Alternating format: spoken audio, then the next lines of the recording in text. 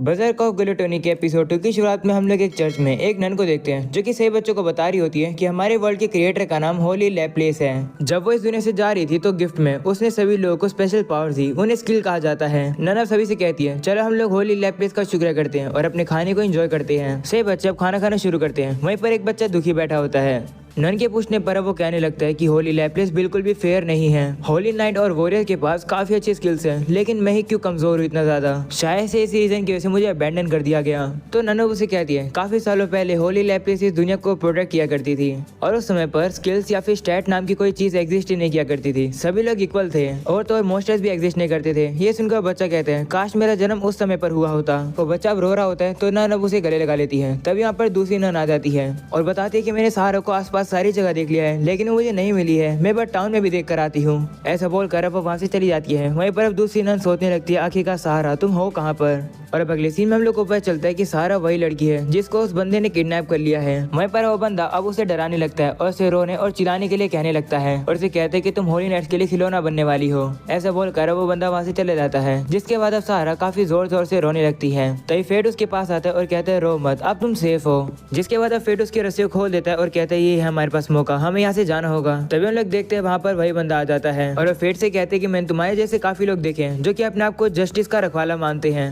वहीं पर फेट बिल्कुल भी घबराता नहीं है। वो अपनी तलवार को बाहर निकालकर तैयार हो जाता है उससे लड़ने के लिए। तो बंदा कहता है क्या तुम लड़ते लड़ते इस बच्ची को प्रोटेक्ट कर पाओगे एक ही साथ। जिसके बाद हम लोग देखते हैं कि वो लड़की अब काफी डरने लगती है। फेट अब सोचने लगता है कि मुझे इस लड़की को सेफली रखना होगा, लेकिन कहाँ पर। तभी ग्रेड यानी फेट की तलवार उससे कहता है कि मेरे पास एक आइडिया है, अभी के लिए तुम पीछे हट जाओ क्योंकि वो बंदा तुम्हें कमजोर समझ रहा है। उसके इसी कॉन्फिडेंस का फायदा उठाओ। तो फेट को भी आइडिया पसंद आता है और अब वो उस लड़की को लेकर पीछे आ जाता है। वहीं पर वो बंदा भी उनका पीछा करने लगता है। तभी फेट एक बक्से को धक्का मार के काफी सारे बक्से को उस बंदे के ऊपर गिराता है, लेकिन वो बंदा बच जाता है और तभी धुएं का फायदा उठाकर फेट उसके ऊपर हमला करके उसे घायल कर देता है। इस वजह से उस बंदे को काफी गुस्सा आता है और वो फेट के ऊपर शार्प एज यूज करने वाला होता है। तो गेडा फेट से कहता है कि इससे पहले कि ये हमला करे तुम उसके ऊपर हमला करके उसकी तलवार को काट दो। तो फेट भी ऐसे करता है। वो जल्दी से जाकर उसकी तलवार के ऊपर हमला करके उसे काट देता है और उसे भी घायल कर देता है और वो बंदा नीचे गिर जाता है। तभी फेट उससे कहते हैं कि तुम कह रहे थे कि ये लड़की होली नाइट्स के पास जाएगी, मुझे ये बताओ कि किसने कहा था तुम्हें इस लड़की को किडनैप करने के लिए। तब वो बंदा बता ही नहीं रहा होता है। इसे फेट अब उसकी छाती में तलवार मार के कहते हैं बताओ मुझे जल्दी। तो वो बंदा बताता है, वो बताता है कि मुझे ये करने के लिए हार्डो ऑफ लैरिक ने कहा था। ये सुनकर फेट काफी शौक हो जाता है और कहता है क्या हार्डो ने। जिसके साथ हम लोग को हार्डो को दिखाया जाता है जो कि सिर्फ अपने मजे के लिए बच्चों को मार रहा था। और अगले सीन में हम लोग देखते हैं फेट सहारा को लेकर बाहर आ जाता है और उसे कहता है कि अब तुम ठीक हो। तभी अचानक से उन लोग को भूख लगने लगती है। तो फेट अब सहारा से उसका नाम पूछता है। सहारा भी अपना नाम बता देती है और कहती है हाँ मुझे खाना खाना है। तो फेट कहते हैं ठीक है आज मैं तुम्हें एक ट्रीट दूंगा।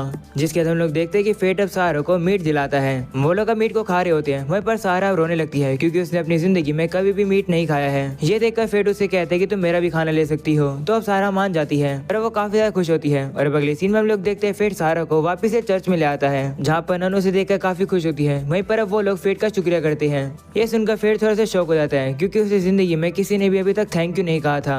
वो उनसे कहते हैं कि किसी ने भी मेरा शुक्रिया इसलिए नहीं किया था क्योंकि मेरे पास एक यूजलेस स्किल है। तो सारा कहती है क्या तुम्हारे पास एक कमजोर स्किल है। जिस पर फेट कहते हैं हाँ मुझे बस भूख लगती रहती है। वो अब सहारा के पास आ जाता है और उसे कहते हैं चाहे कितनी मुश्किल है अगर तुम हंसती रहोगी तो तुम एक दिन जरूर खुशियां पाओगी। अगर वो तुम हो तो भी तुम खुशियां ढूंढ लोगी। हम लोग को पता चलता है कि यही सेम बात फेट के डैड ने उससे कही थी। फेट अब कहते हैं कि मुझे उस समय समझ नहीं आया था कि इसका मतलब क्या है, लेकिन डैड ने जो कहा था वो लाइन आज मुझे काफी मदद कर गई और इसलिए मैं चाहता हूँ कि मेरी तरह ये सहारा सर्वाइव करे। फेट अब वहाँ से जाता है तभी उसे पता चलता है कि उसे वन हैंडेडली स्वॉर्ड टेक्निक भी मिल गई है। इस बात के लिए ग्रेट फेट को कांग्रेचुलेशन करता है। तो फेट उसे कहते हैं कि क्या ये कोई अच्छी चीज है। जिस पर ग्रेट कहते हैं हाँ टेक्निकल स्किल के से तुम्हें टैग कार्ड मिल सकती है जो कि एक सीक्रेट टेक्निक होती है।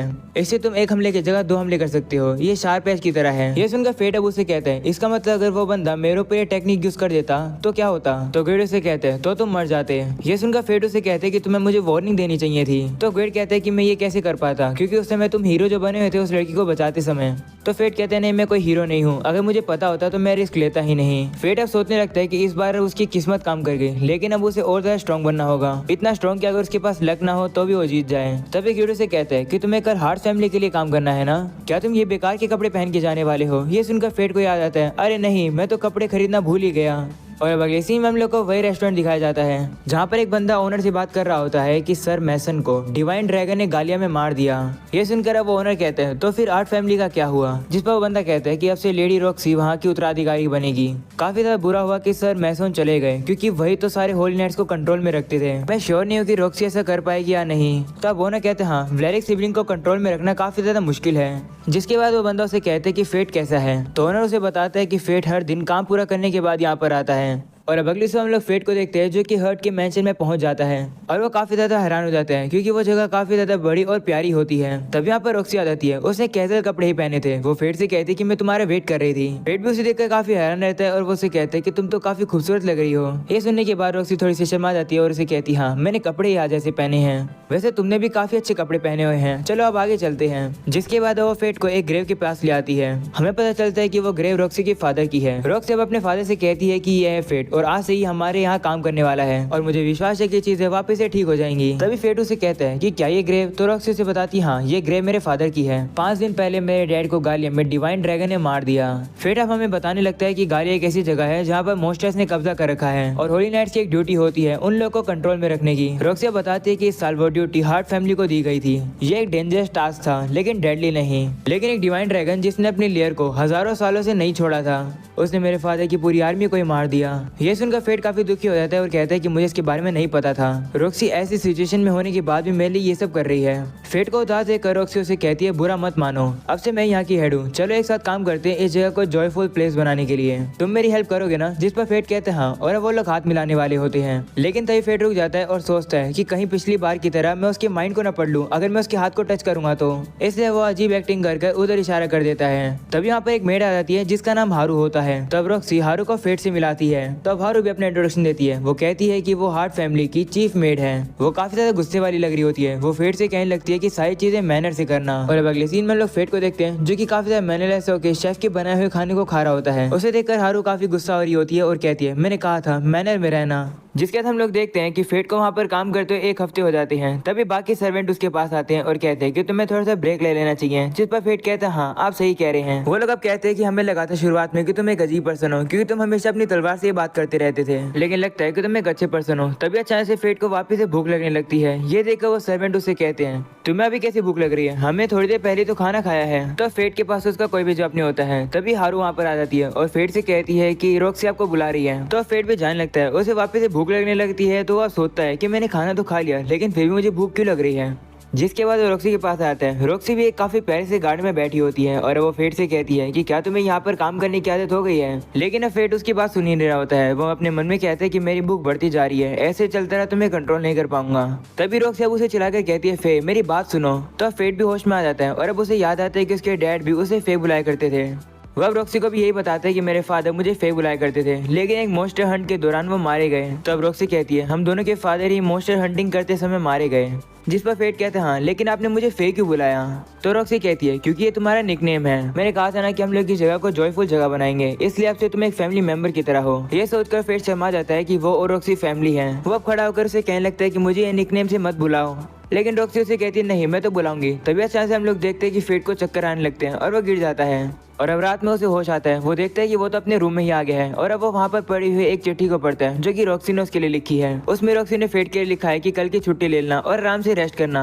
ये देखकर फेट को रियलाइज हो जाता है कि रॉक्सी उसकी काफी चिंता करती है। जिसके बाद अब फेट ग्रिड से पूछता है कि मुझे क्या हो रहा है? मैं अपनी भूख को पहले कंट्रोल कर पाता था लेकिन अब मैं कंट्रोल नहीं कर पा रहा हूँ। तो ग्रिड उसे कहते हैं कि तुम्हारे ऊपर एक कर्स हो चुका है। अगर एक बार ग्लूटेन स्किल्स को सोल का टेस्ट मिल जाए तो उसे नहीं रोका जा सकता है। तुम पीछे नहीं हट सकते हो। जितनी सोल्स को तुम खाते जाओगे तुम उतने ही स्ट्रॉन्ग बनते जाओगे। तुम जितनी ज्यादा खाओगे तुम्हें और ज्यादा खाने का मन करेगा।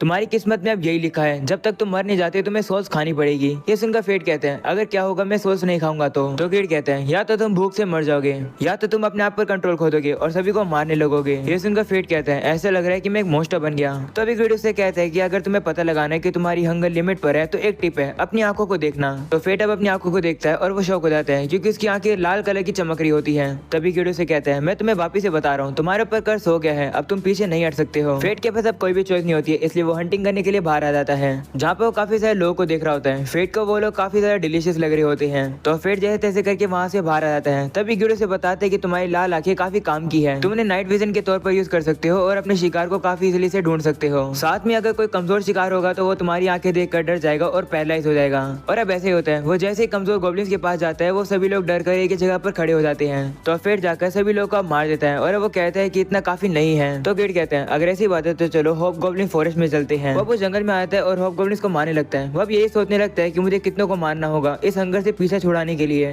काफी सारों को मारने के बाद अब फेट की थोड़ी सी भूख खत्म हो जाती है। वो अब कहने लगता है कि मैं वापस से वैसा फील नहीं करना चाहता हूँ। तो गिड कहते हैं अगर ऐसी बात है तो तुम्हें कभी कभार मॉन्स्टर्स को मारना होगा और उनकी सोल को ग्लूटेन स्किल को देना होगा। तो फेट कहता है हाँ तुम सही कह रहे हो। तभी हम लोग देखते हैं वहाँ पर अचानक से एक काफी बड़ा गोब्लिन किंग आ जाता है। फेट अब उसके ऊपर अपनी आइडेंटिफाई स्किल का यूज करता है और उसे पता चलता है कि गोब्लिन किंग के पास हेल्थ रिजनरेशन की स्किल है। तो गिड फेट को बताता है कि अगर तुम्हारे पास ये स्किल होगी तो तुम अपनी चोट को हील कर पाओगे और इंजर्ड होने के बाद भी तुम लड़ पाओगे। ये सुनकर फेट कहते हैं तो मुझे ये स्किल चाहिए। वो उसे मारने के लिए सामने आता है, जहाँ पे वो देखता है कि वो गोब्लिन किंग तो एक पर्सन को खा रहा है। उसे देखकर फेट को उल्टी सी आ जाती है। तो गिड से कहते हैं कि तुम इतने कमजोर क्यों बन रहे हो, तुम्हें तो पता है ना कि गोब्लिन्स का खाना इंसान होते हैं। तो फेट कहते हैं हाँ मुझे पता है। जिसके बाद फेट छुपके से जाता है और अब पीछे से जाकर उस गोब्लिन किंग के ऊपर हमला करके उसके हाथ को काट देता है। इस वजह से गोब्लिन किंग काफी ज्यादा गुस्से में आता है और अब वो फेट के ऊपर पागलों की तरह हमले करने लगता है। तो फेट भी उसके हर अटैक को डॉज कर रहा होता है। ये देखकर गिड फेट से कहते हैं कि अगर तुम इसी तरीके से भागते रहोगे तो तुम इसे नहीं हरा पाओगे, तुम्हें डरने की जरूरत नहीं है, मुझ पर भरोसा रखो। तो फेट भी उसकी बात मान जाता है और वो काफी दम लगा के गोब्लिन किंग को पीछे फेंक देता है। जिसके बाद अब जैसे उसे मौका मिलता है वो उसके सर के अंदर अपनी तलवार डाल देता है और उसे हरा देता है, जिसके से फेट की ग्लूटेन स्किल एक्टिवेट हो जाती है और उसे हेल्थ रिजनरेशन की स्किल भी मिल जाती है। साथ में उसके जो स्टैट होते हैं वो भी काफी इंक्रीज हो जाते हैं। फेट अब काफी थक जाता है और वो नीचे बैठ जाता है। तो गिड अब उसे कहते हैं तुमने काफी अच्छा किया, तुम्हारे स्टैट की वजह से अब मैं फाइनली अपने फर्स्ट लेवल को एक्सेस कर पाऊंगा। ये सुनकर फेट कहते हैं क्या तुम्हारा पहला लेवल? तो गिड कहते हैं हाँ वो मेरा एक दूसरा फॉर्म है, अगर तुम अपने सारे स्टैट को मुझे ऑफर करोगे तो मैं तुम्हें न्यू फंक्शन प्रोवाइड कर सकता हूँ। तो फेट कहते हैं कि मैं भी तुम्हारा न्यू फॉर्म देखना चाहता हूँ, तो तुम्हें कितने स्टैट की जरूरत है? तो गिड कहते हैं तुम्हें मुझसे मिलने के बाद जितना भी स्टैट मिला है वो सारा मुझे दे दो। ये सुनकर फेट शॉक हो जाता है और कहते हैं क्या सारा? तो गिड कहते हैं हाँ तुम्हें क्या लगा मेरा नाम गिड किस लिए पड़ा है?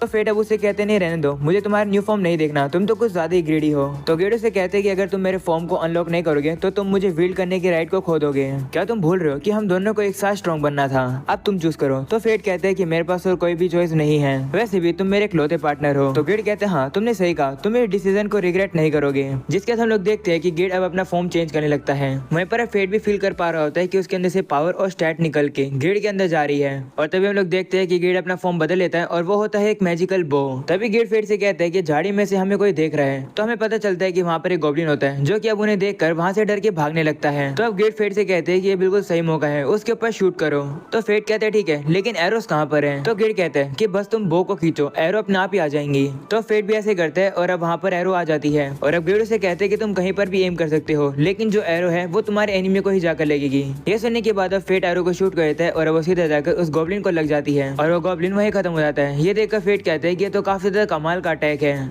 तभी अचानक से फेट की नजर उसी गॉब्लिन किंग के कान के ऊपर जाती है, जिसके बाद फेट अब उस गॉब्लिन किंग के कान को चर्च के गेट के सामने रख देता है, जिससे कि चर्च के लोग उसे बेचकर पैसे कमा सके। वह फेट कहता है इससे सारा और बाकी सभी लोग अच्छे से भरपेट खाना खा पाएंगे थोड़े समय के लिए। ऐसा बोलकर फेट वहां से चला जाता है और अब यहीं पर जाता है ये एपिसोड खत्म। पसंद आया तो लाइक कर देना, चैनल पर नहीं हो तो सब्सक्राइब कर देना। मिलता है अगले एपिसोड में, तब तक के लिए बाय बाय।